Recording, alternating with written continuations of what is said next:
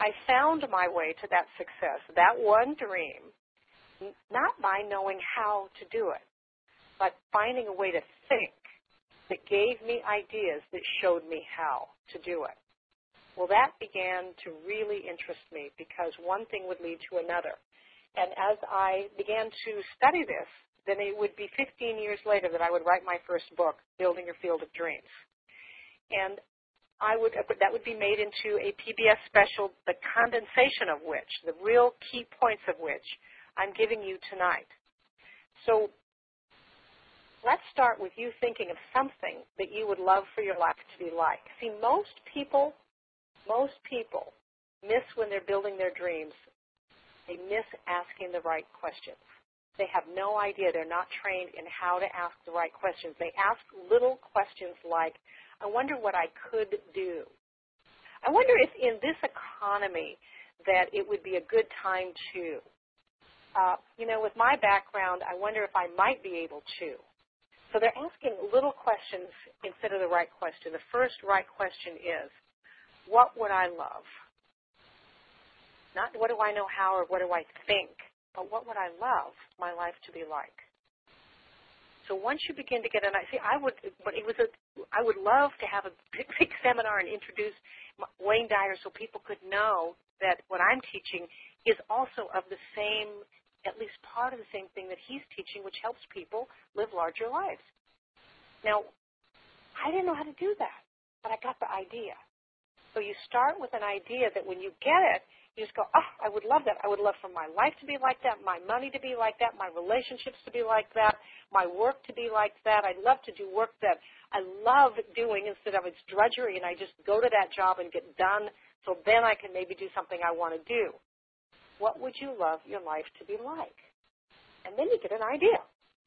Now you're going to notice the minute you get the idea that you have what we call paradigms, which are thinking habits that create patterns in your mind that pretty much try to convince you that you can't be or do what you really want to be or do.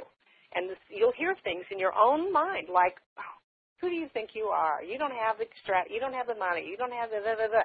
You have to learn how to ignore and dispel those thoughts. If you don't, they will rule you instead of you ruling them. But for a while, you can just say, I'll think about you later. I'll think about you later. Right now, I'm thinking about my dream. And now I'm going to give you a 5-point test for how to tell whether your dream is worthy of you. Most people ask the completely wrong question. When they get an idea, they get, oh, I would love that. Then they ask, am I worthy of that? Or do I have what it takes to bring that about? That's the wrong question. The right question is that dream worthy of me? You didn't create yourself. You can't even breathe yourself. You're being breathed right now. You are a spiritual being having a human experience. There is something essential and pure and good and true that is the essence of who you are. And you may know nothing about that, but it doesn't make it not true. You didn't create yourself. You can't even breathe yourself. And this process helps you both discover who you really are capable of being and deliver that capacity in ways that delight you. What your life is seeking to be and do and create and give in the world is as unique as your thumbprint. And the great thing is that the more you're in harmony with it, the easier life gets and the more fun you start having. And this feeling, natural feeling, right, when you're in harmony with your dreams, this feeling rises up in you several times a day at least. I love my life. Does it mean everything in your life is the way you ultimately would dream it? No, not yet. But you know that you know you're in process. You know that you know you're on the right track. And problems cease to be the big things you thought they were. They become learning opportunities for a greater expanded expression of you. So let's get an idea right now. Just bring anything to mind, and if you don't know one, make one up. Because here's the deal. At the end of the day, if you don't give your mind an intelligent design of a dream you'd love to live, you're going to by default, you're going to create something else anyway. So at least think of something you'd love to create. What would that be? Maybe you'd love to travel. Where would you go? If travel is something you'd love to do, where would you go? If you wanted to create a business or build orphanages or whatever it is, something you would love, bring it to mind. Now let's take the 5-point test. to that idea. Number one, does it give me life? If I lived that life, imaginally step inside that life, do you feel more alive? You want a yes to that question. Your real dream will never cause you, oh, I should go do that dream. Yeah, I should. And my mother always wanted me to finish that 4-year degree. That's my dream. I should get that 4-year degree. No, your dream, your life force will never lie to you. Does it give me life? Number two, does it align with my core values? Your real dream, your authentic dream, will never ask you to be disloyal to what really matters to you, your core values. If it's family, whatever it is, it will not cause you to be disloyal to your core values. Does it give me life? Does it align with my core values? Is it going to require that I grow? You're in a spiral universe. Life is ever seeking fuller, freer, expanded expression of itself by means of itself. Every blade of grass, the Talmud says every blade of grass has an angel leaning over it whispering, grow, grow. And that blade of grass will press through cement seeking the light. Well, you've got that same pull of becoming in you. So does the dream require that you grow? You want a yes to that answer. Number 4, do you need help from a higher power? Meaning, do you know every single thing to do to make your dream come true? If you know every single thing to do to make that dream you just thought of come true, it's not a big enough dream. Because part of what dreams do, not only is it the great thing if you get the house or the mate or the travel or whatever it is you thought you wanted, it's who you become in the process is the real gift.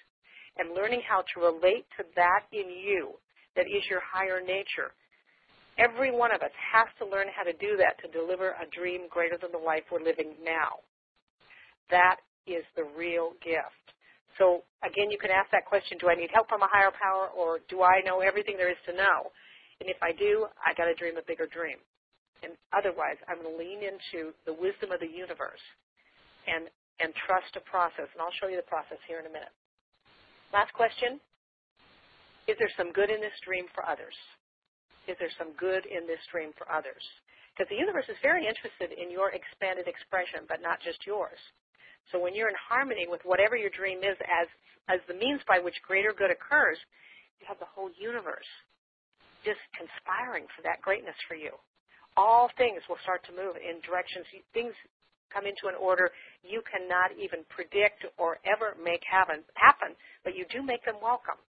So often people will say to me, well, my dream is to have my mate. You know, I'm lonely. I've spent years either alone and where is he? Where is she? And that seems like a selfish dream. There's no good in that. You know, what's the good for others in that? And I always just say this to them, and I know I just absolutely in my core believe it's true, that when two people really love each other, they become a blessing to every person who knows them. That love blesses everyone. So yes, that dream can bless others. You want to grow a garden? It's either going to produce food or beauty. If you just think into it, almost every dream you think of as good has good in it, not just for you, but for others. So one thing you can do when you start to get a dream and you say, okay, that sounds great and it passes the test, but now what?